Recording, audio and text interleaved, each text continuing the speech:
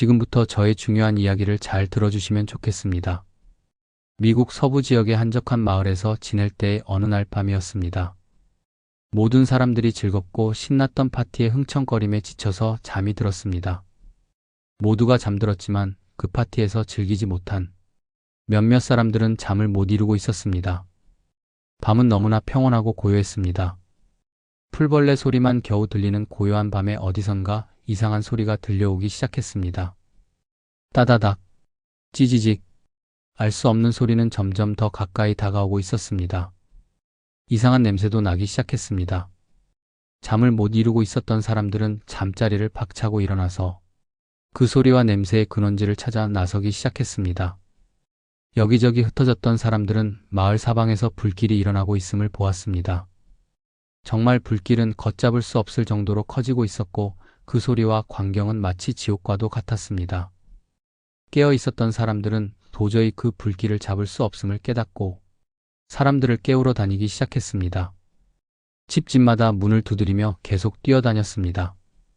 놀라서 깨어나 밖으로 나온 사람들도 있었지만 많은 집에서는 간밤의 만취로 잠든 상태라 깨울 수가 없었습니다.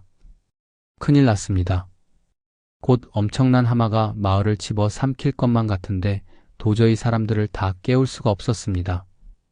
아직 술이 덜 깬 사람들은 비틀거리는 몸을 겨우 일으켜 세우고 불길을 피해 도망할 수 있는 곳을 찾아 나서기 시작했습니다. 피난처를 찾다가 불현듯 예전부터 아버지께서 하신 말씀이 기억났습니다. 어릴 적 아버지를 따라서 마을 뒷산 후미진 곳에 있던 동굴에 따라갔던 기억이 났습니다. 그곳은 너무 외딴 곳이고 때론 음침하기까지 느껴졌던 곳이라 성인이 되고 나서는 거의 가본 적이 없었던 곳이었습니다. 어릴 적 아버지는 자주 말씀하셨습니다. 두려운 시대가 닥치면 이곳을 반드시 기억하라고 하셨습니다. 아버지의 말씀은 무의식 속의 기억으로 사라지고 없었는데 도저히 살 구멍이 없어 보였던 그 시점에 사람들은 기억을 했습니다. 사람들은 마음을 모아서 기억 속의 그곳을 방향 감각으로 찾아 나서기 시작했습니다. 깨어났던 모든 사람들과 동굴을 무사히 찾아서 숨어 들어가 불길을 피했습니다. 많은 사람들이 동굴에 피했지만 또 피하지 못한 사람들도 있었습니다. 이 이야기는 정말 가슴 아픈 이야기입니다. 그때의 위기처럼 이 시대가 그러합니다. 성경은 말세의 징조를 계속 말씀하고 있는데 사람들은 세상에 너무 취해서 살고 있습니다.